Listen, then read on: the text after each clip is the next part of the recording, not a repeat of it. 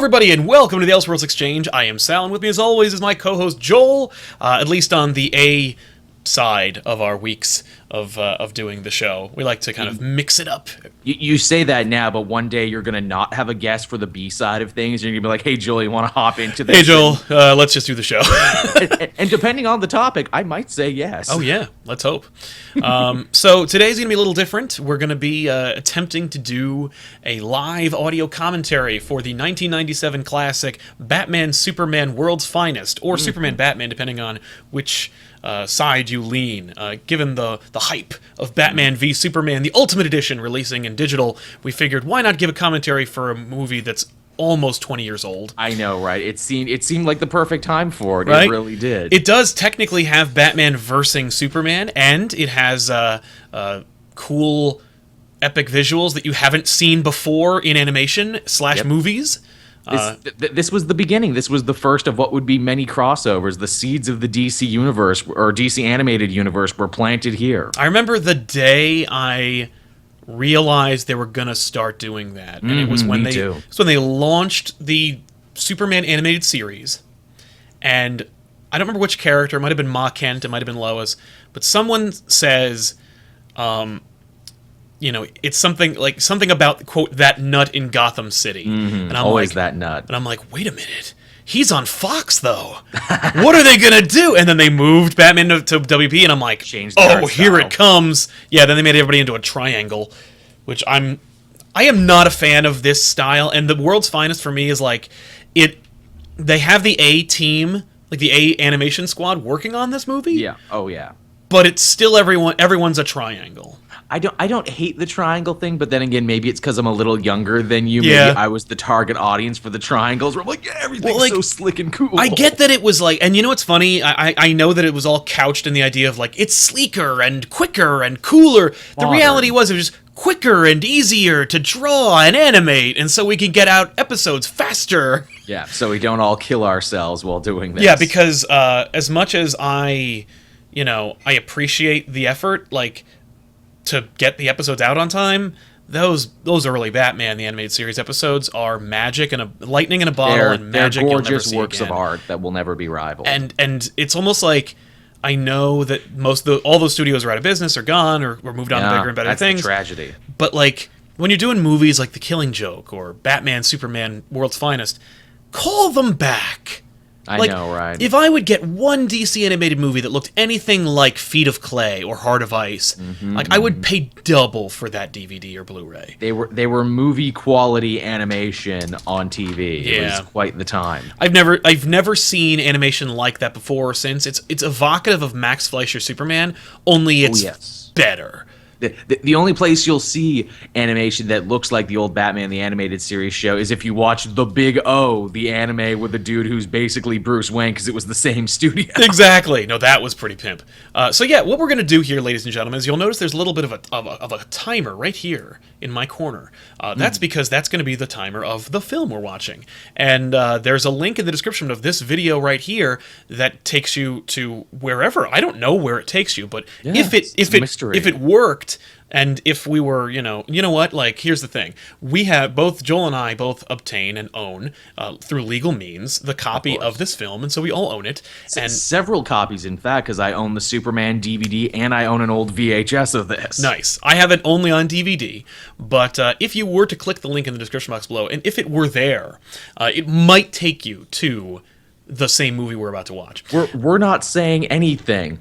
Yeah, I'm not saying that it's there, I'm not saying that it's available, I'm not saying that it's free to watch. I'm just saying that there's a link in the description, and if you were to click it, you might have an easier time watching this movie along with us. You might have a great time watching along a classic movie with your two favorite comic hosts from the Elseworld Exchange. Exactly. Is what we're saying. Yeah, that's all I'm saying. So there it is in the description, and there it is on the screen here. So what we're going to do is we're going to do a countdown after we've let everybody set up, and so make sure your clock matches mine. And then what we're going to do is we're just going to do a quick countdown, and then we're both going to synchronize our mouse cursors, and then there we go. So I'm just going to give everybody a second to Get your popcorn, refill Get your your drink. popcorn, refill your movie drink, time. go into your DVD collection, get the copy of this film through legal and completely legitimate means, put it into your or computer. the 3 episodes on the Superman collection DVD, which is going to be difficult because that's the thing. These were 3 episodes that they jammed together in a movie, which was very much the style at the time. It was. It was like having an onion on my belt, which was the style at the time. So back in my day, there were B's on nickels. Give me 3 B's, I'd say. let's see here. We got that. Yeah. So anyway, someone says, "Fuck it, I'm gonna watch it on my Xbox." Fair enough. And if you are listening to the Elseworlds Exchange at home, just queue up your DVD copy. Make sure that the movie's about to start. Go through all the menus and opening credits and all that crap, so that just the movie is about to begin, and then pause it. What you should see is, I think, a building when you unclick it. So sync it up, pause it, or pause us, and then when you unpause us, we'll continue. Yeah, so, and to think, everyone, once we're done this is a commentary you'll have forever, and you can go back and listen. And I'm sure Sal will put it up on his SoundCloud. It will be up on the iTunes, SoundCloud, Stitcher, everywhere you can find the Elseworlds Exchange. It will be available, so you can watch it anytime. You're gonna watch a Star Wars Christmas special instead? Good the hell luck. That is the most miserable viewing experience I probably ever had in my life. I did that last year, actually. That was one of the last things I did at my old outfit. We watched the Star Wars Holiday Special. It brought us closer together, honestly. It was kind of like a Vietnam experience is what it was. You weren't there, man. You weren't there. That might be... Yeah, it was unwatchable. And I watched it all. It really is. It's a perfect storm of bullshit is what I would call it. Yeah, it's so awful. I wouldn't even do it for fun. Because I was like, oh, this will be a lark, and my buddy had a VHS copy that he popped in, that he received, or that he purchased through a con, that he was much older than me, and he got it from a con, like, commercialization of cons, so it was like a con in a basement somewhere, and some guys like swap meet. Yeah, he's like, I've got all of them. I've got the holiday special. I've got rare action figures. What do you need? I got Ewoks, man. Basically, he ran into the dude from RE4. What's your boy, stranger? I'll buy it at a high price. That's a fine item there, stranger. People are asking if it's not that. Like, is it that bad? Yes. I cannot stress it enough. It really is that bad. Like, I didn't think it was that bad, right? Like, I'm like, oh, come on. Art Carney and Harvey Korman and B. Arthur and Wookiees and virtual sex. This can't lose. It also has, like, heavy metal-esque animation and the first appearance of Boba Fett. Yes, that's how right. could it fail? On Done every by Nelvana, a Canadian company. Nice. Everything is Canadian nowadays. They might as well redub Back to the Future Part 3 and be like, what do you mean, Doc? All the best stuff is from Canada. Yeah. But how could it miss? On every conceivable level could it miss. That's how because it's like it's actively trying to lose you, because the first 15 to 20 minutes are dedicated to Wookiees talking to each other with no subtitles. It's just unwatchable. And also, of course, you get to meet, like, Mala, Chewie's wife, who's just Chewie in an apron, and you got Lumpy, and itchy. You got Lumpy, his son, who is just like an Ewok in a Wookiee costume. It's a disaster. It's awful. You know, it's not a disaster. What? The Batman Superman movie that we're about to watch. That's right. I'm stalling for time. So okay, here we go. Let's do a quick countdown here, and then we will. I assume, Joel, you have your cursor on the button as well. I certainly do. So all right, what we'll do is we'll count down from 5. So we'll go 5, 3, 2, 1, and then click. Right. That's how we'll do it. So it'll be good. Yeah. So it'll be on the 0. Do we all do it on the 1 or not the 1, or do we do the thing when you're working with cameras? Do you do the 5, 4, 3, 2, then the silent 3, 2? Yeah. No. In this case, we will say all the numbers. Okay. We're not worried about clipping here. So all right, everybody ready? 5, 4, 3, 2, 1, click.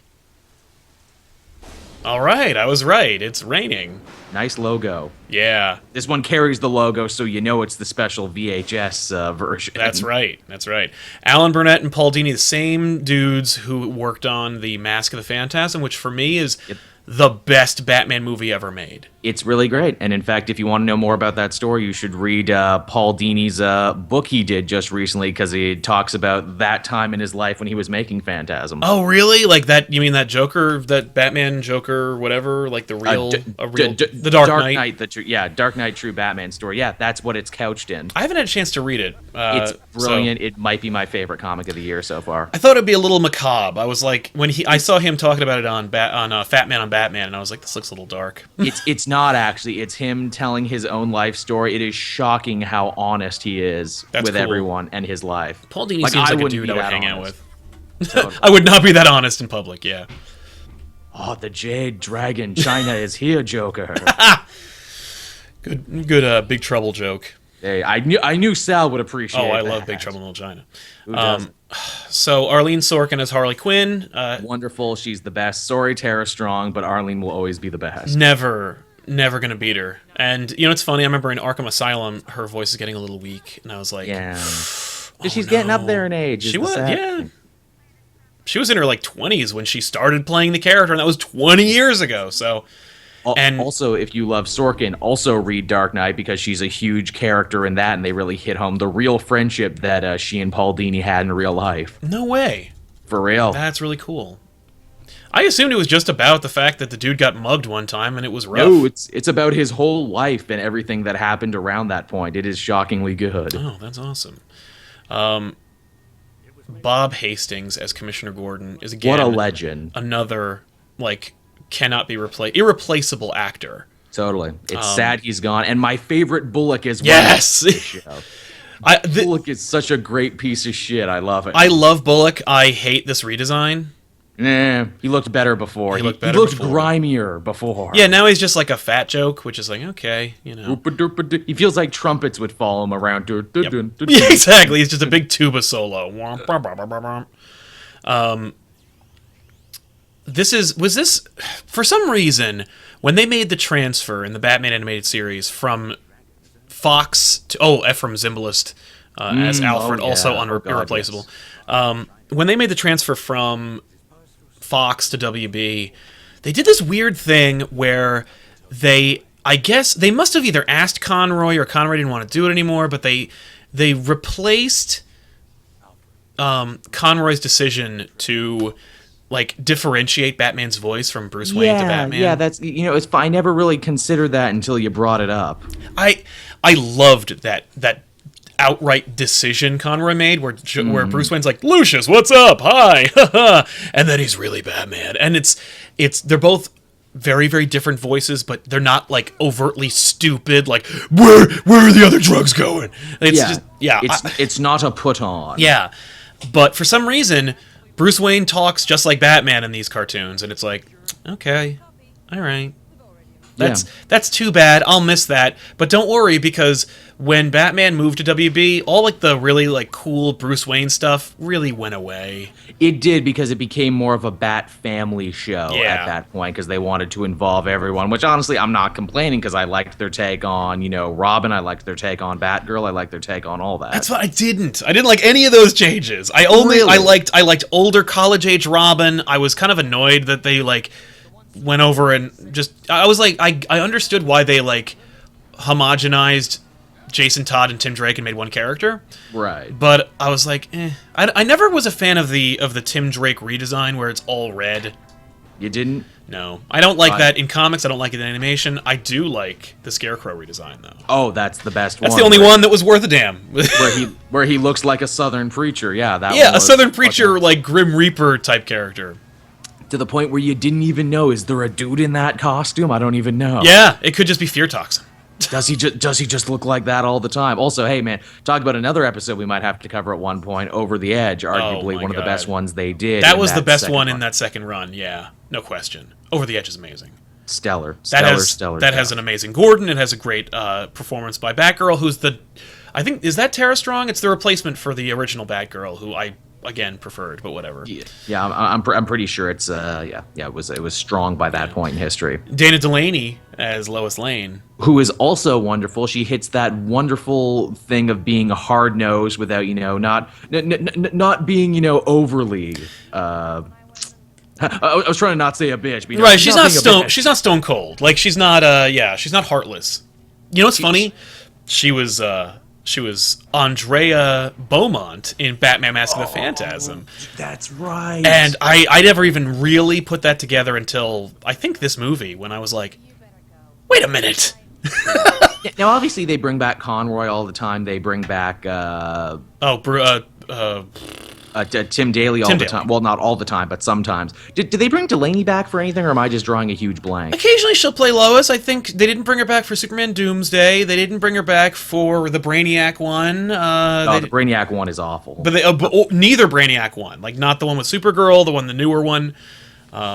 They just can't do Brainiac right for whatever reason. Well, the animation, like Superman the Animated Series was I think the only format that did Brainiac right. It's true. Corey Burton there, when he first shows up in that little piece of home or whatever that episode was called.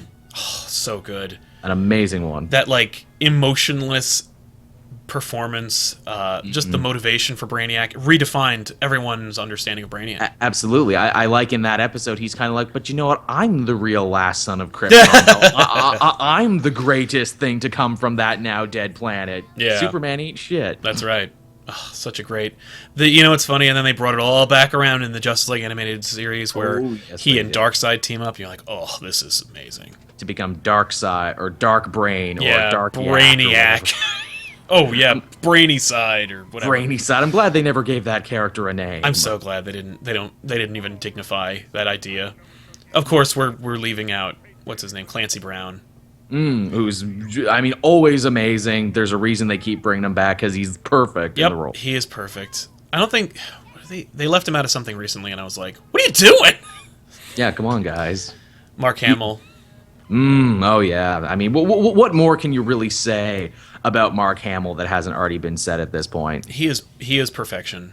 He is a nerd icon. He went from Luke Skywalker to being the best Joker in anything ever. Yeah. Here's my issue with this animation style: was was everything that was inorganic. Metropolis looks like Krypton. These cars look like, I don't know, toys. It drives me nuts. It's too futuristic for you. I get the idea that like Metropolis, the city of tomorrow, but I'm also like this. Like there's a frustrating lack of detail that I miss, and I'm sad to see lose. Look at Joker. Joker's just a series of triangles. No lips. Even Bruce Timm famously said that, was like, yeah, maybe we should have given him some lips. Right? It's only his most iconic and identifiable feature. Yeah. But whatever. Yeah, the big, he's just all smile. He's no red, he's no nothing. Yeah. I always held this belief back when they were working on this show, because I remember even back when this show was still airing, Mark Hamill and Kevin Conroy had commented on The Killing Joke. They were like, yeah, it's a good, can't wait. Hopefully we'll be able to do it one day. Look, we're doing cartoons. This isn't really, appropriate for anyone, so we can't really adapt it, but I'd love to do it one day. I kind of hoped that one day they both just stayed after one night and then recorded it, because as much as I'm glad we're getting it now, I kind of really, really wish we had gotten at least them to record it in the booth at their prime. Yeah. I want to hear a young Joker. I want to hear a young Batman. I feel like Kevin Conroy does the best at masking his youth. Definitely. Or masking his age by, being Batman, because he's always been kind of gruff, so, he's just being more gruff now. Gruffer than even before. But he did talking about Conroy's performances and how he's just so great, and he was like, I'm Bruce Wayne, and then I'm Batman. In Batman Beyond, he manages to be both young Batman and old Batman. Simultaneously, yeah. That was where I was like, oh, great, well, he can be the perfect Dark Knight Returns Batman. And then they got RoboCop, and I'm like, all right, he grew on me, but... Another thing I kind of dig about this movie thematically is, of course, obviously it's the first big meeting ever between Batman and Superman. but also it's like the first big meeting between Joker and Luthor, and their kind of character journeys with each other are sort of mirrored. Where, Luthor's like, I'm a god amongst men, you're a crazy clown, why should I take you seriously? And Superman being like, well, I'm kind of an impervious demigod, and you're a weirdo in a bat suit. It's true.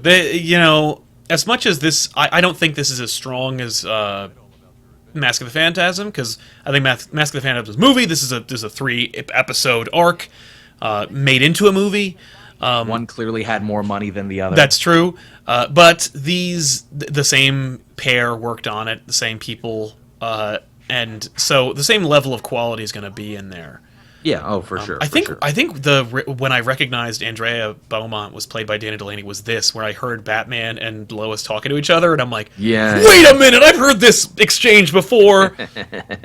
I love that too, that they automatically make Batman into a romantic rival for Superman. I felt like that was kind of shoehorned. I was like, why are you? What? Do we need that extra element?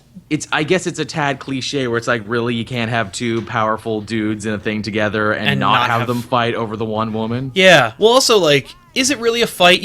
She's not going to go for Batman. No. Maybe not all at once. No, that's true. I mean, look, Bruce Wayne is a charming motherfucker. He is. You can't argue that. But, I've seen that interaction before in comics where Bruce is, like, maybe even, like, just playfully flirting with Lois, and she's like, you're pretty charming. But you're no farm boy from Kansas. Yeah, really. You're not Superman. You're way too weird. I liked seeing Joker out of his element. I liked seeing Joker in Metropolis, where they're like, yeah, it's a fun thing, and I'm sure for a crossover, I'm sure they fought back and forth where it's like, well, what city are they going to go to, right? Where should they spend the bulk of their time? I think that's why the second time these characters crossed over, they went to Gotham. They sure did. Was that the one with Ra's al Ghul? Because that was really not strong. No, I think Ra's came to Metropolis. I think you're thinking of the one where Batman was getting controlled by Brainiac, so Superman had to come and help out Robin. Yep, that was a good one, but not great. That's the thing, is that this is the best one when it comes to the animated crossovers before Justice League. Yeah, and then it was just all crossovers all the time. That was just taking a minute to not talk about this movie some more. That pilot episode for Justice League, the animated series, the first one, where was magic. Oh yeah, they're all together, all your heroes. But then George Newbern shows up, and you're like, "This isn't Superman! Damn it! You're not my Superman." Well, it's funny, if we want to talk crossovers. Technically, Batman Beyond did it first with him joining the future Justice League. I loved that episode. That was a great one with a great callback to a great Superman episode. They did, because that was. They got the guy who played Superman's dad to be old to Superman. voice him, and they're like, because Superman might sound like his dad when he's older. I'm like, that's pretty cool. That's pretty thoughtful. Solid reasoning. Because as a kid, I was like, that's weird. Why would they do that? And then I'm like, that's really cool. But anyway.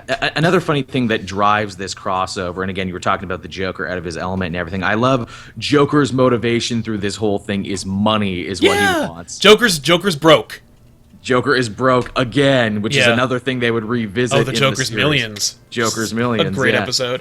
It's funny because you always have to think to yourself where it's like, yeah, this, anarchistic clown performance criminal. He recognizes, economics. Yeah, and it's like, what does he do to bankroll his many endeavors? Because obviously guys like Two-Face and Penguin, when they're not being supervillain, they're like running drugs or guns. Yeah, they're crooks. Those guys are not like lunatics. They steal. Like, that's what they do. Yeah, they're doing like traditional bad guy stuff to keep the lights on and everything. But the Joker, you can't imagine him being like, oh, and today we're going to rob a liquor store. Yeah, it would be very beneath him. I like to think that maybe Joker just robs everyone else. I guess. Like, he sends cronies to, like, go into the Penguin's vault and take a couple of million out of there. Like, he'll forgive it because it's me.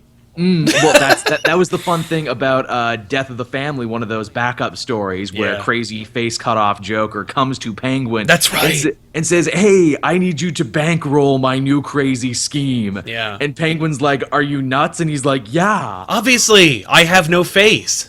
And that's why you're going to pay me so I don't kill you.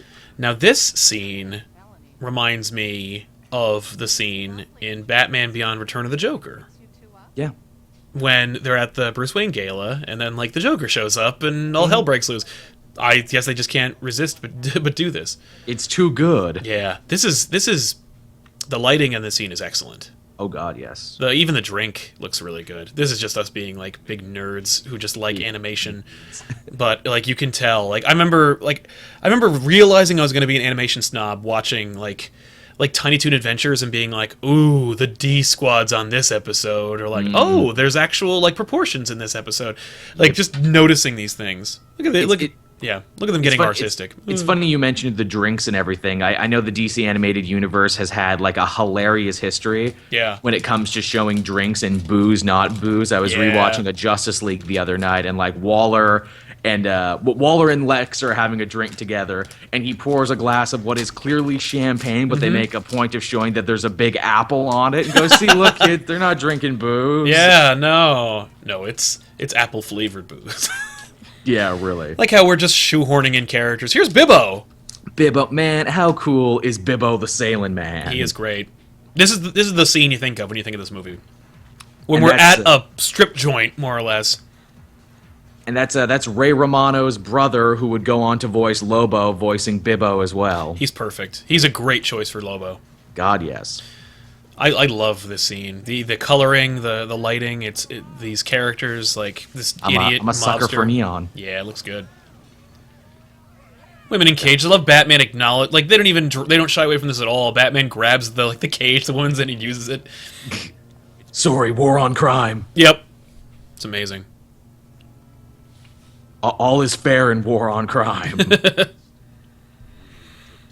This scene eventually leading up to probably one of the greatest broken superhero bro codes ever, when Superman uses his like X-ray vision to see under Batman's mask. You peeked. I remember every time I watch that, I think of this moment. Maybe old school characters or comic book readers will remember, but there was a moment in like I think it was whatever his name is, I can't remember, but it was an old like 80s retelling. It was the John Byrne era of Man of Steel, where Superman sends like a photo album to Batman to like figure something out, and then Batman gives it back to Superman, and he's just like, the only thing that I learned from this is that Clark Kent is Superman. and Superman is like, that's okay, Bruce, and then he leaves, and as like, because Batman like tries to swing away and be a pimp like he is in this scene we're watching right here, and he calls him Bruce, and Batman like slips on his rope, and then Superman flies away, and he goes like, and to think of all the trouble I went through to sew lead into like my cowl. And I would have loved to have seen that moment in this scene where he looks and it's lead, and he's like, don't tell reporters what your weaknesses are. Because legitimately, he says, like, I can't see through lead, Lois. And Lois, like, prints it in the newspaper. And you're like, what? Although this is a fun scene because it truncates it, gets it right through there. Here's where Batman's the biggest pimp in the episode. Oh, God, yes. And this is the end of episode 1, too, so they leave you on a high note. That's right. You're like, oh, doesn't take much, does it? Oh, amazing. It's that classic bit of like, obviously when the heroes meet for the first time they gotta fight a little before joining forces, but it feels organic why they're fighting, because it's like, dude, you're messing up my city. This isn't your place. Yeah, although like obviously this place is full of bad guys. Like, hey Clark, what are you doing here? What would you say you do here? That's Superman's thing, you know. He's too busy fighting the big stuff. He's not a street level hero. That's Superman. That's right. That's why he needs to become Crime Buster.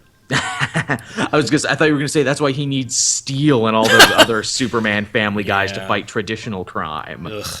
Wow, we're getting a little bit of leg here. Hey, Lois in a negligee, saucy. Superman can hear the silk, and he comes a running. Yeah, and then he can be Superman Returns and just look through a window. Creepily. Gangbuster, that was his name, not Crime Gangbuster. Oh, there's a winner of a moniker if I've ever heard one. What a crappy character.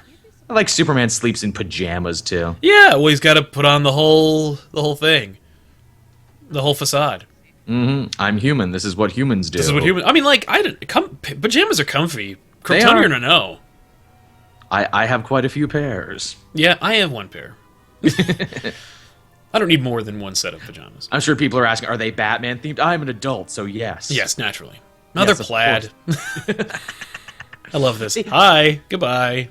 Damn they make it. those now. They make like crazy adult snuggies and Oh, everything yeah. that are superhero. I think you can get them in like Star Trek and Punisher and everything. For me, if you go to like Target or Walmart or whatever, just cheaper places to get like pajamas, like it's made of such crappy material. Oh yeah. It's just like, what the hell?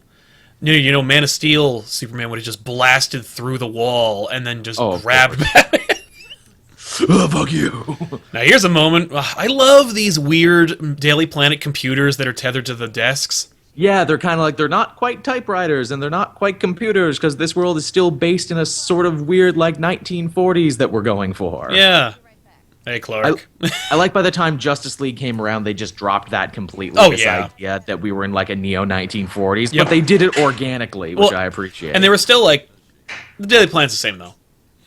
Yeah, that place will always be the same because it's trapped in time, like Metropolis. It's Yeah. timeless. Although I will say, Gotham looks like, by the time Justice League rolls around, Gotham just looks like the Gotham from Batman Beyond.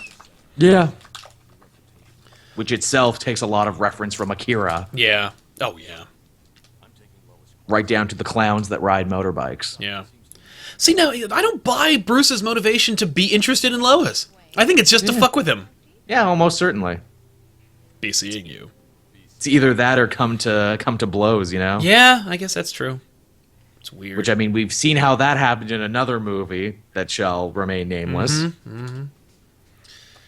Also, I guess I like the idea, too, where it's like, he's a demigod. Nothing can hurt him. He's bulletproof. How do I get at him? Yes. Ooh, I bruise his ego. With his heart. Cut the heart out from them, Alfred. That's right. We attack his heart. That's a terrible Goblin quote. I love that. A true warrior attacks the heart. Oh my god. Willem Dafoe. I remember hearing that Dafoe would spar like with what's his name? Tobey Tom Maguire. Maguire in character. And Really? would kick the shit out of him. I'm like, that sounds Who's the about right. big goblin now? It's me. Huh? Whoa. It's a little move the car George moment. Getting all the comic pop references out. That's right. The moment of Joker just holding Lois is pretty badass. Oh, yeah. Oh yeah, right, there are 6 guns on me. Whoa. Because I've never defeated that before. Yeah. This being an interesting time in animation when you could still kind of show realistic firearms. Yeah, real guns. Yeah. Not lasers, not like, pea shooters or whatever, actual honest-to-God guns. Yeah, I love... Oh, God. And even with the Batman animated series, they made, like, special gun-themed episodes where they're like, guns are goddamn dangerous. Even on Warner Brothers. No, it was on the Disney Afternoon where Gargoyles did a whole episode about guns. Amazing episode. Batman did, too. What's funny? Batman was like, we did it, too, but we just had one line about it, which was the Underdwellers episode, where That's right. the kid gets the gun, and it's his father's like old rifle or something like that, and he just says, "Kids and guns do not mix. Take it away. That's it. Lesson learned. Moving on." Moving on. You know what else did it, actually? Well, technically it was more of a school shooting episode, but it was probably the last time you saw like an actual gun. realistic firearm in a cartoon, and even then it was part of a very special episode of Static Shock did a very good episode about that. Nice. I didn't watch Static Shock, so I would not have caught it. There were some solid episodes in that. In fact, the last season of Static Shock is nothing but crossovers with other DC shows. I assume he crossed over with the Zeta Project at some point or another. Yes, he crossed over with Zeta Project. He crossed over with Batman Beyond. He crossed over with Jon Stewart from Justice League. Really? He crossed over with... Oh, yeah. That's oh, yeah. right. I remember in the flashback, or in the time traveling episode, John makes a reference to it. He's like, "Hey, Static!" And I'm like, 'Cause they know "You know each other. Static?" They fight Sinestro, yep. That's awesome. They fight Sinestro. He crosses over with Superman, and they fight Toyman, of course. Static Shock, one of the best episodes they did is when he crossed over with the New Adventures of Batman, and they fight Joker. That's cool. And it's a better designed Joker than the one in this movie. I will definitely have to watch it then. It's amazing. It's great, too, because Joker comes to Static's part of town, and he's like, "Yeah, Batman locked up my old gang, so I came to your place. I want some super-powered gangsters to join me now." No, fair enough. And the other gangsters are like, "Dude, you're our hero, Uncle Joke." I like that. I love how Harley escaped the redesigns completely unscathed. Because she was already perfect. You didn't need to... She has more diamonds on her suit, and that's it. And I think she has a little bit more of a blue face. That was another weird thing. I don't know if that was just because it was like an odd shading issue or what, but Well, you want to talk about weird shading issues? Robin, back originally, you know, they could never get the green quite right on, apparently. Yeah. They told many stories on the actual commentaries for those episodes, like, and we never got the green right again. You know what? As a kid, I didn't even goddamn care. I liked Robin being, like, older. Here's Dan Turpin with his little, like, hand eyebrows, his Jack Kirby eyebrows. He's just Jack Kirby. He's just literally... He is literally just Jack Kirby, so when they kill him off, spoilers, they make it a big tribute piece to That was unbelievable. Oh, yeah. When they killed him. Oh, God. Just like, bye. And Superman's like, he just beats that tank. And you're like, oh. Because you don't expect characters like that to die. It's a very Joss Whedon effect. You didn't expect characters to die. It was a children's cartoon. Characters with names didn't die. They'd get lost in the Phantom Zone or wherever. Yeah. Yeah, they got lost in the Phantom Zone. Get sent to the Shadow Realm. Yeah. I was trying to think what the hell happened to Mary Jane in that Spider-Man cartoon again. She got lost where again? She fell through a dimensional portal. Right. I think she was just literally floating. Like forever. Forever and But ever. she also was cloned using Hydra Man's powers, and that's where you got like the biggest performance out of Spider-Man ever. Oh God, Mary Jane! No! Oh my God, this guy is swinging for the fences. I haven't seen acting like that since You Were Looking for Shocker. He's going for it. Now, what do you think of their overall villainous plan in this one here? It's like, you know, we're gonna have a stealth bomber and stuff. That's weak. I mean, I guess it's better than we're gonna build a big laser. I mean, like, a sky laser is just, like, the worst. But it was also 10 years before they started doing sky lasers. Yeah, when those became real. Yeah. I love this interaction, too. Joker's like, I underestimated him, but then he's playing Superman the whole time. Yeah, geez, it's funny now that you mentioned so much stuff from our cartoons where it's like, yeah, I'll have a killer robot army. Pfft, that's dumb. But now in a day and age of drone warfare, you're like, no, that's scary as shit. That's real. That's a real thing. I forgot the acid. Here it comes. I like his suit that he would wear sometimes. Yeah, they brought that back from the show. Dr. Emil Hamilton built him that. Who, when they finally ended this, like, the continuity for this show, would be a big, stinky traitor. He would. I kind of like that he had a huge arc in Justice League and everything and all the stuff with Supergirl and Galatea and everything. Superman just, like, shames him, and he's just like, I am the worst. I'm shamed. You got me. You got me. I am shamed. He walks him through the street like Game of Thrones. Shame, shame. He pantses him, no, March. Because again, too, it's just like Emil Hamilton. He never hurt anybody. He was just such a nice guy, and then to see him become such a traitor. Such a traitor, because he's like, well, you're scary. You superheroes are scary. Fuck you. How many times have I helped you, Dick? Yeah, exactly. Like, I'm trying to think what the Batman equivalent of that would be. It would almost be like if Gordon turned against you and said, well, you're scary, I would Batman. say someone like Leslie Tompkins, or... That's better. That is a good one. Yeah, because, like, Emil Hamilton was like a surrogate father figure for Superman, too, like another one. I think they did. In the comics, they made Leslie Tompkins into a traitor. And then they retconned it.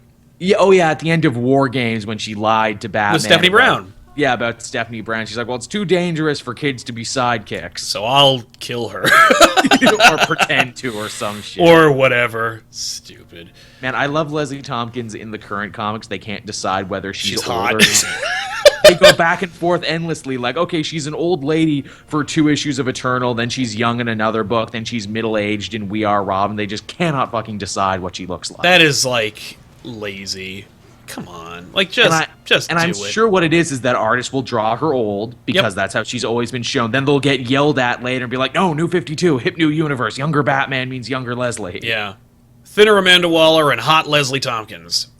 Waller's back to being fat now, thank God. I know, yeah. And it's weird that that's thanks to the movie. Yeah. They're like, you know what? The movie is actually more in line with the original comics than ever before. Which is weird to say. Thanks, movie, for actually fixing something.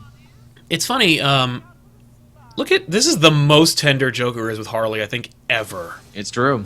And I think he might just be doing it in a celebratory fashion. I was just watching a video that Max Landis talked about with respect to the Joker, and he was talking about how, like, the joke, like somebody showed him a scene from Death of the Family where Joker takes Harley and puts her in like the dungeon with other dead Harleys. Oh, I hated that Suicide Squad tie-in. I hated that one so much. Yeah, he said it was like lazy and stupid, and he's like, no, it's more interesting if like Joker is in love with Harley and like that scares and frustrates him, and like as much as he's in love with Batman. Yeah, like he doesn't know how to deal with that. And like, I like that interpretation. Yeah. It's funny they never would actually go back to that whole cellar full of Harleys thing ever again. They would never make mention to it, as they shouldn't, because that was stupid and horrible. Yeah.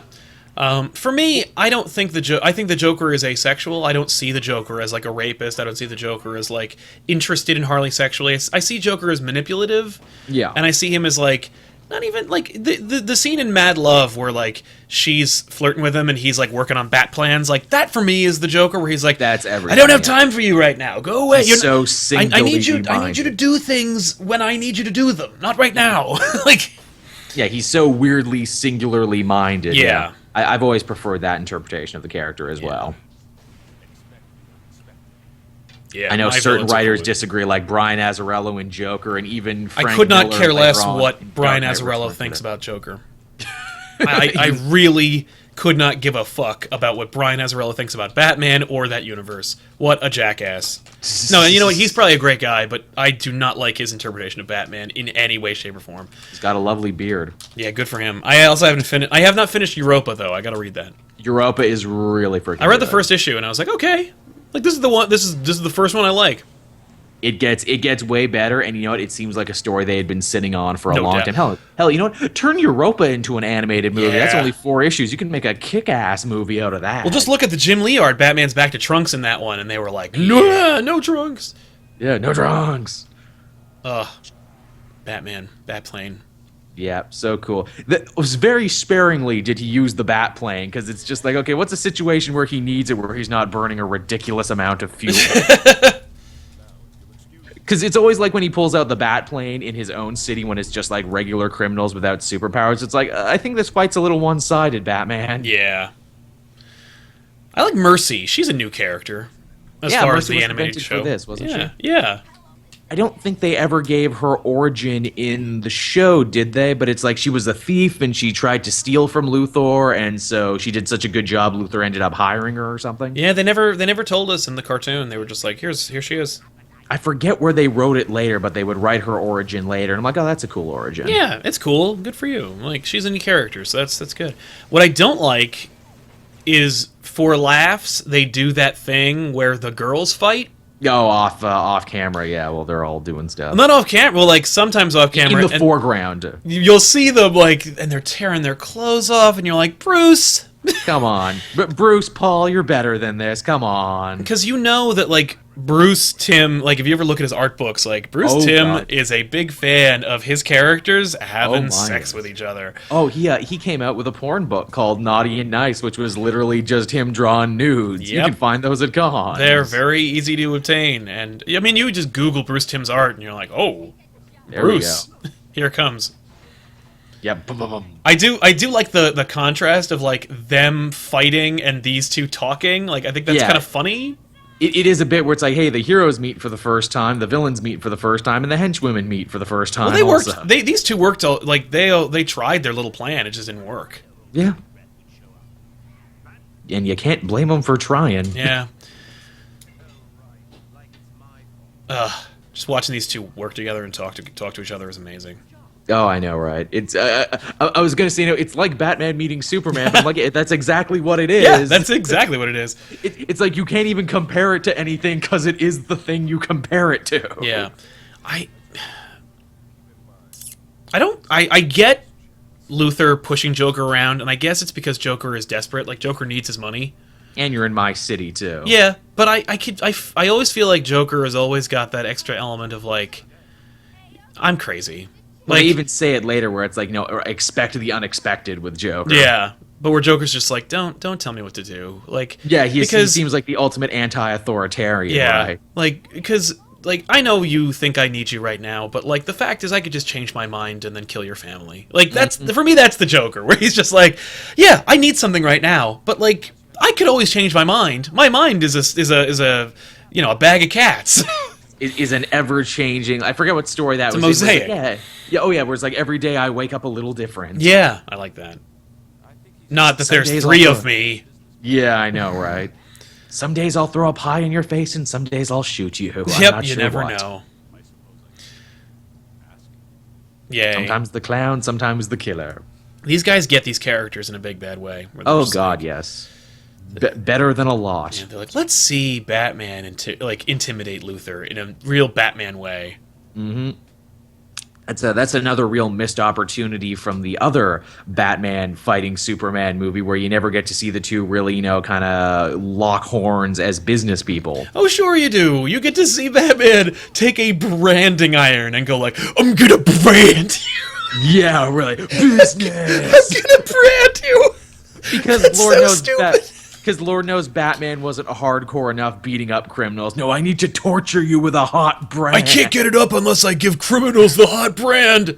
I know, right? What are you like, doing? Whose idea was that, and who let that go through? I want to say that's definitely Zack Snyder's. Oh, of course. That Batman needed another thing. That Batman wasn't cool enough with everything he's done for the last 75 years. He smashes people's faces into walls and boxes and steel. Like, you don't need him to also have, like, a weirdly self-heating branding iron. Ritualistic torture, yeah. Yeah, it's just bizarre. I like also that Batman punched Mercy. There's no, like, weird sexism with Batman. I'll punch everybody. I don't care. I have punched everybody. Yeah, I punched everyone.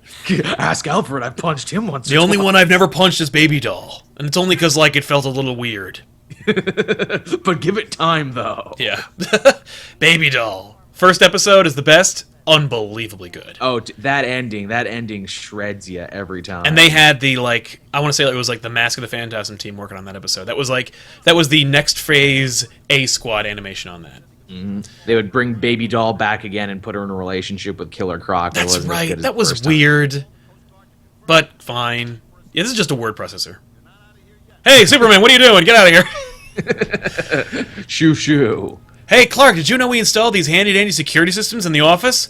Yeah, it turns out Olsen was stealing pencils. Also, you're Superman. See, here's where the triangles don't work. Look at what a brick shithouse Bruce Wayne is. It's true. Like, I get that he's big, but he's like he's inflated. And you could argue that, in that other movie, Affleck was working out really hard to try and look like a triangle. Why was he working out? Like, it's not like the big confrontation was months away. It was only hours. Yep.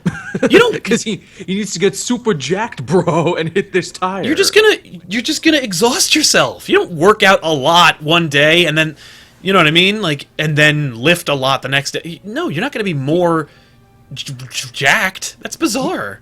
It's like, I'm sure Snyder's a big weightlifter himself. I'm sure that's the workout regimen that he does, so he wanted to show it off.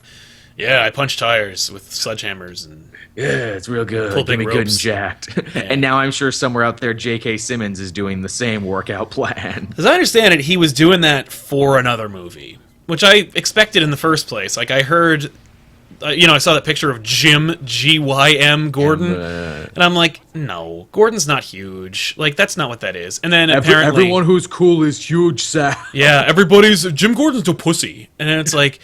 apparently J.K. Simmons didn't like that he was like getting out of shape, and so he's like, I resolved myself to like work out anyway. But then the next character I'm playing between Gordon and this is ripped, right? And he's like, I will have some muscles for Gordon, but I'm not going to look like this monster I do in that photo.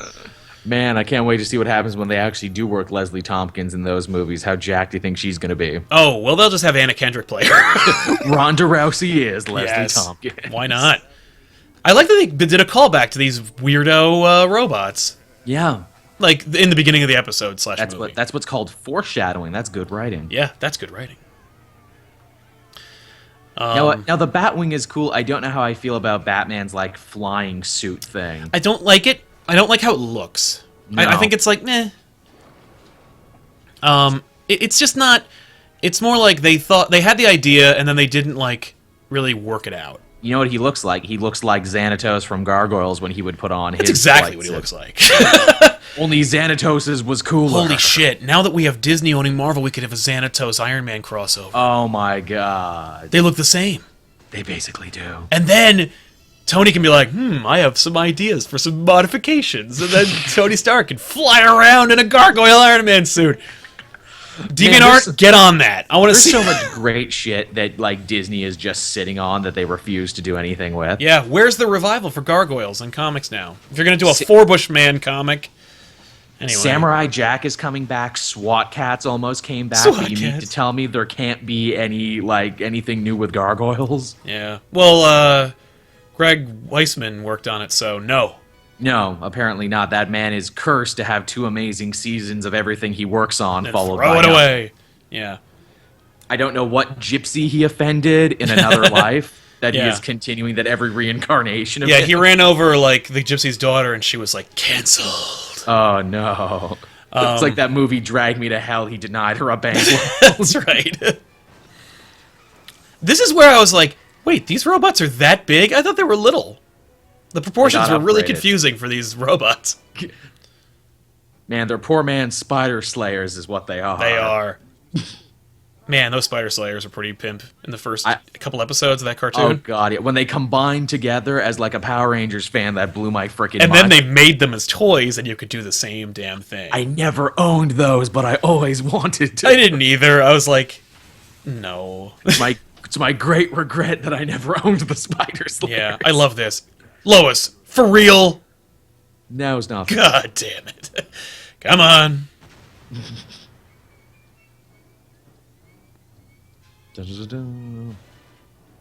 See, this is the problem with doing commentary on stuff you like this. You're just By gonna the end, watch you're it. just watching. Yeah. By the end, it's like, shut up. They're gonna do some cool stuff in a minute. Yeah. Batman gets a lot of mileage out of the bat grapple in this. He really, really does. I like sometimes he'll go whole episodes or whole stories without using it, and Yep. then other times he'll lean on it totally. I miss the old grapple, where it was like this big, complicated thing, Yeah, that was cool. and it made this like kaboom sound. This is just like, I mean, obviously he's like, it doesn't really fit in my belt very well. I need to get I've upgraded it, yeah. Yeah. Also, the old one was clearly a grapple gun, and then I'm sure you could make the argument, it's like, well, Batman shouldn't carry anything that's even vaguely gun-esque. Yeah. No, that wasn't a gun. That was fine. I'm gonna give it. I'm gonna allow it. It's so cool, I'll give it a pass. Yeah. That's right. He puts it in the printing press. I was like, how does he beat this stupid thing again? Oh yeah. Back when people used to actually print papers, you couldn't do this nowadays. No. Oh. Now here's a question. Oh, that's right. He gets his mask taken off. God. Now you know there's a camera on that thing. Come on. Yeah, but this was before the days of the cloud, though, so it's That's fine. true. Yeah, it went into the iCloud, and that was the end of it. Everyone And got a that's- copy. And that's how Batman got out into the world. And The also Batning. And then everyone got a copy. The Batning. You damn it, you beat me to it. I wanted to make a dick pic joke. Yeah. So I like where he's click just on like, it. yep, I'm Batman. What about it? When I was gonna tell you, fucking never, bitch. And if you tell anyone, I'll kill you. I don't care if you sound like my old girlfriend. She turned into a goddamn ghoul monster thing. And I didn't know. When I thought Batman doesn't kill people, I'll make an exception. Yeah. Superman shows up. Oh, big robots, you say? Not hard to deal with. When you No, not for him, it's not. yeah.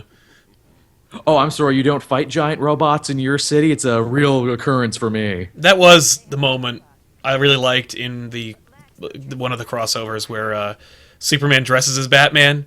Oh yeah, that was a fun bit. And he does the voice of Batman, and he's like, how do you do that? He's like, oh, I just flex my vocal cords. Like this! And he sounds like Tim, and he's like, don't do that again. I like he fights Bane in that episode too. Yes. And Bane, I'm the man who broke the bat, and he tries to do it to Yeah. Superman and nothing. He's like, no, smack. Yeah, this is where I'm like, the triangles. Look at how he looks like the size of a car. You know, it's if you go back in like my old high school like notebooks and everything, or Duotangs because I'm Canadian. If you go back and look through those and you see all my drawings, I legitimately drew people as triangles and never really understood why until this commentary Yeah. that subliminally. Well, it's just everyone's a shape. Everybody's. I mean, like, and it's funny if you ever watch the Clerks cartoon show. They in the commentaries they talk about like how everyone was a shape. Every character in the show was like a shape, either a rectangle or a tube or like a triangle. It's just that all the men in the Bruce Timm's universe are triangles, and all the women are like are rectangles. Yeah. Stupid sexy triangles. I mean, like, yeah. This is definitely more Bruce Timm style. Yeah. I think it was CR Chad Rocco. He's another art dude on YouTube, and he was doing a thing there where it's like, man, all of Bruce Timm's women were perfect 10s, and even the quote unquote ugly ones were at least solid 5s. Like, I think there's an episode of Superman where, it's the first time he teams up with Dr. Fate, and there's like a goth Wiccan girl, and she's supposed to be like, homely and heavy sense. Like, she's really not, though. Yeah. I could see this woman getting a contract on that suicidegirls.com thing. Not that I ever go there. Not that I'm familiar with it in any way, or know anyone on it. But hey, if you work there, though, let's work out some cross promotion. With Cape Jewel. Yeah, at my house. I'll make a whole video. Man, this is great. Yeah. Hey, if Rob can campaign to be Anna Kendrick's acting coach, right? Yeah, you're like, I'll take the Suicide Girls promotion. I'll take that job. Here's the thing with Suicide Squad coming out. How has those two sites in that movie not worked together on something? Yeah, Suicide Squirrel, Suicide Girls. Yeah, here we go. This is where I'm like, okay, yeah, Joker. He's like, you think you're gonna betray me? I've already betrayed you. Mm-hmm. Well, you were thinking about it. I was already doing it. Yeah.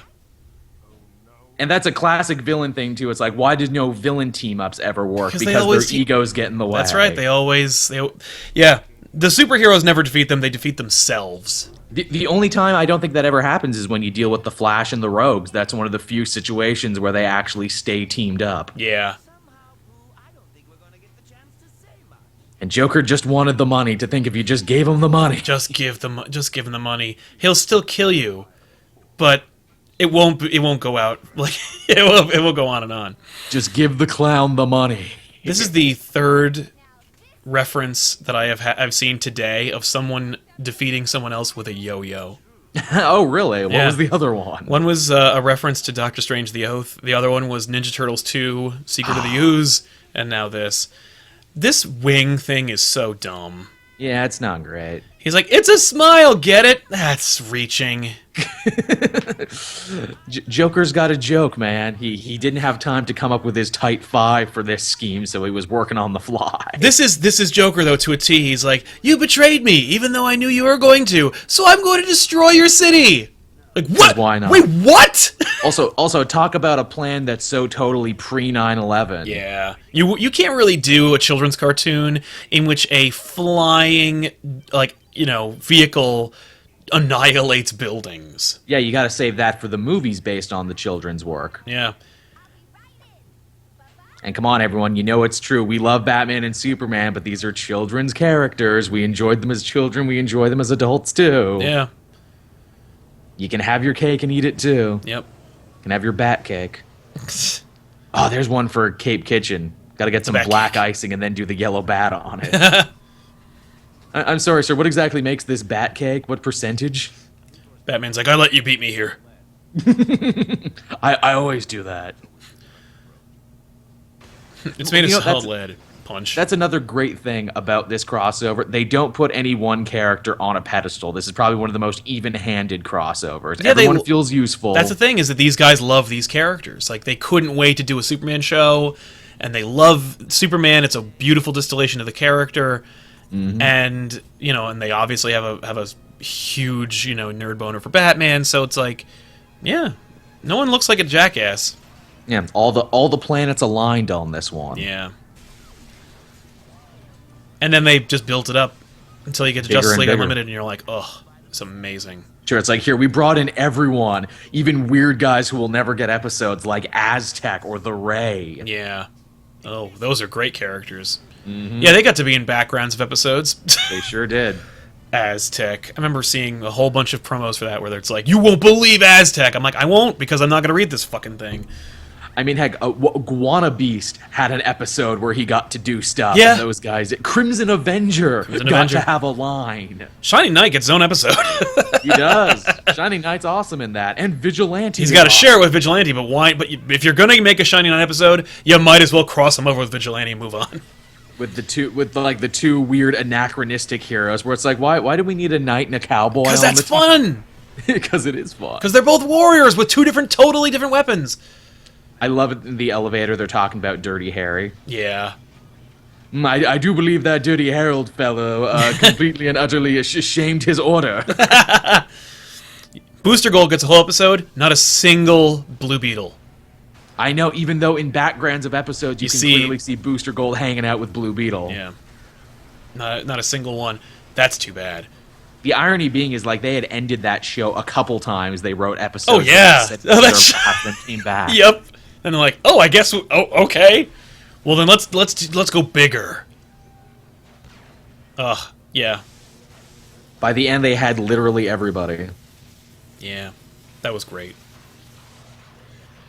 Yeah, everyone. See, this is just the moment where like everybody gets to show how cool they are. Yep. Man, I forgot how much they mess up the city in this. Yeah, I don't like how much of a dick Batman is. Like, he never gives an inch to Superman. No. No, his chest is permanently puffed. He never lets it down. Yeah, where he's like, I never could have saved Lois without you, and he's like, yeah, and leave. And you're like, Jesus, Batman, tone it down. I'm cool. He knows who you are. He's with Lois, so she's gonna tell him how big your dick is. Like, no, but seriously though, Lois, is he bigger than me? There's no fucking. I love that punch. I don't know why. I just noticed it. Like, but it's just this quick jab where it's like, where it did a lot more damage than. Back in the days when you could throw some real good, serious punches without them throwing a bunch of white flashes in there. I don't mind the white flashes, but as long as there's actual punches. I was just watching X-Men the Animated Series recently, and like Wolverine just threw people. I know, he never. So did Spider-Man. Spider-Man was only allowed to like kick people and only into things, and this thing looks like RoboCop, Terminator, stupid. It's the ED-209's cousin. Yeah. Looks awful. I remember it just looks like it looks like Joker made it out of like other shit. But can it handle stairs though? Probably not. That's funny too, the idea that Joker built it himself. They always go up and down on how smart the Joker is, if he's actually technologically inclined or not. Yeah. Like sometimes he'll like steal or kidnap hackers to do computer work for him, and other times he'll do it himself. Solid Robin 2 reference. The Joker's Wild. Which is a horrible crossover. We might do it on Baggage one day. I don't know. Our Robin Hero Reborn episode was not huge, so I don't know if I can keep doing Tim Drake themed episodes. Even though you were so passionate about that one. It was a great episode. It was a full book, and it's pretty solid. I think it's a great episode. That's always how it works. The one you're most passionate on is the ones that don't do good. Yeah. And the ones you don't give a crap about are the ones that blow up big. Yeah. They were in such a weird mindset with Batman. Like, they're still kind of getting their bearings with their retooling of Batman for the show / universe. Because Batman makes no attempt to save Joker in this episode. No, I guess they're like, well, it's our new universe with our new Batman. We can reinvent some things. And like, he makes a joke about him being dead, and you're like, what? Well, I mean, let's be honest. I mean, figure this is Batman later in his career. He's seen the Joker almost die on several occasions and then not do it. Yeah, I'm sure he's like, he'll be fine. Yeah, he'll be fine, despite the fact that there's absolutely no way he could have survived this. Well, remember in Mad Love, he knocks him down a smokestack, and it's like, how does that not kill him? In the comic book, which came first, because I was about to say adaptation, but no, Mad Love was first a comic, then they made the cartoon. Joker legitimately says, "Not again!" as he falls into the smokestack. So, as if to, look, Joker always falls down a deep chasm and then comes back. I feel like you and I are going to do this dance forever. Ugh. That was such a depressing promise. I know, right? It's like, that's cool, but also, wow, that's horrible, because you will. Yeah. And you can read, like, a bunch of meta-commentary in it, too, where it's like, no, really, no matter what stories are told before or after, we're gonna do this forever. Yeah. No matter when you think you're happy. That's such brilliant writing. The building is made of lead. Superman uses a lead-lined wall, which he doesn't say, aha, lead-lined, to smash the kryptonite. Yep. Like, end robot. Awesome. Smart. Yeah, I did like George Newbern's version of Superman. It grew on me, but at first I'm like, no! This is not Tim Daly! I am not into this! You're not mine. You're not the one I grew up with. Yeah, but he did a nice job. He worked really hard. It's like Batman didn't plan on that. Like, what was that? Nice move, Batman. Smooth move. Yeah. Smooth move, Batfleck. I'm surprised no one says that more. Yeah.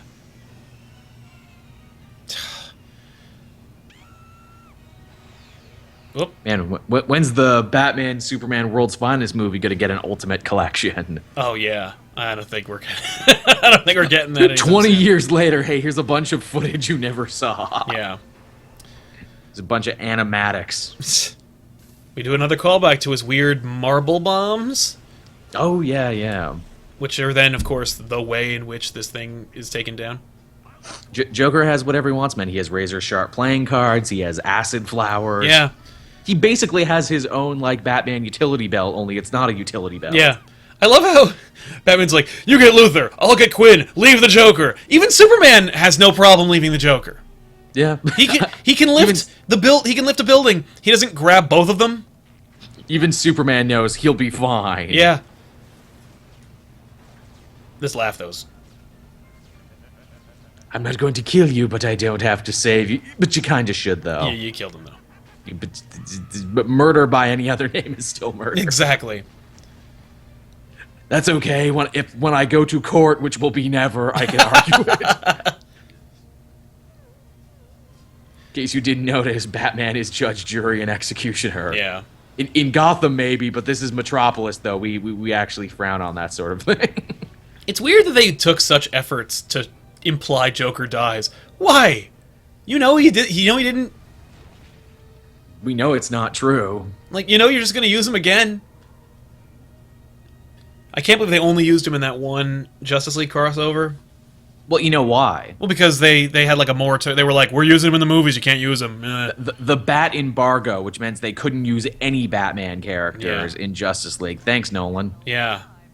Which is terrible because we got cheated out a really awesome like Ra's al Ghul versus the Justice League story. Yes. We could have gotten a two-parter adaptation of Tower of Babel that would have been 1,000 times better than the movie we got.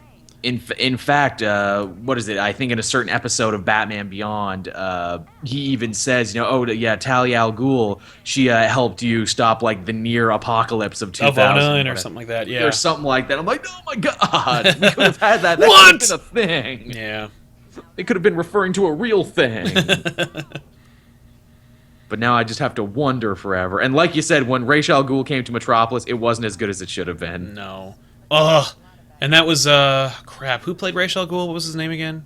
Oh, the Loeb from Freakazoid. Yeah. I know he played. David Warner. He was perfect. Perfect. Ra's al Ghul, again, like, needed to use him in that movie. Didn't. The way he says detective. Detective. Yeah, he's amazing. Every time he does anything, he's in a Christmas Carol adaptation, and really, and he plays Cratchit, and every time he's talking to Scrooge, I'm like, detective. What you didn't know is that Ra's al Ghul actually was Cratchit in one of his many long life things. He did that for a bit. Yeah, I guess this is the one moment where Batman gives Clark like a second of levity. It's like, I'll be back to straighten you out if you don't marry Lois Lane or some shit. But can't give him too much, though. Yeah. You give Superman an inch, he'll ask for a mile. So there you have it, everybody. Batman, Superman, World's Finest. Our long, rambling commentary about not this movie has come to an end. But didn't we have fun? But didn't we have fun? And there you have it. So if you have your copy of the movie, be sure to queue this up if you haven't already, and watch it again. It's a lot of fun. And if you liked what you saw or heard, let us know in either the comment section down below of this video, or via any of the many methods of reaching out to us via social medias. We got lots. What you'd like to see us do next, and of course, because the Elseworlds Exchange and because it's a commentary and comic book channel. We like to keep it kind of comic book oriented, especially given the fact that we do have our own show here on Comic Pop where we do commentaries, which we're kind of playing with the name of right now. I think we call it Comic Pop Commentary right now. But the fact is, we don't always do comic books, as evidenced by our last episode, which we did the Independence Day Extended Edition. So, but on Elseworlds, if we do a commentary, we'll probably always do one based on a comic book property. So yeah, and we got other ideas too for stuff that that's around and everything. Some fun stuff that we've made mention of before. Totally, true enough. I mean, we could actually do episodes of things as well. So if we want to do shorter things, but yeah. So I want to thank everybody for watching this episode. Thank my co-host Joel for joining us today. A pleasure. We've wanted to do this since forever. We've been talking about this forever. We finally did it. So we'll see you guys next time. Thanks a lot for watching, everybody. So long.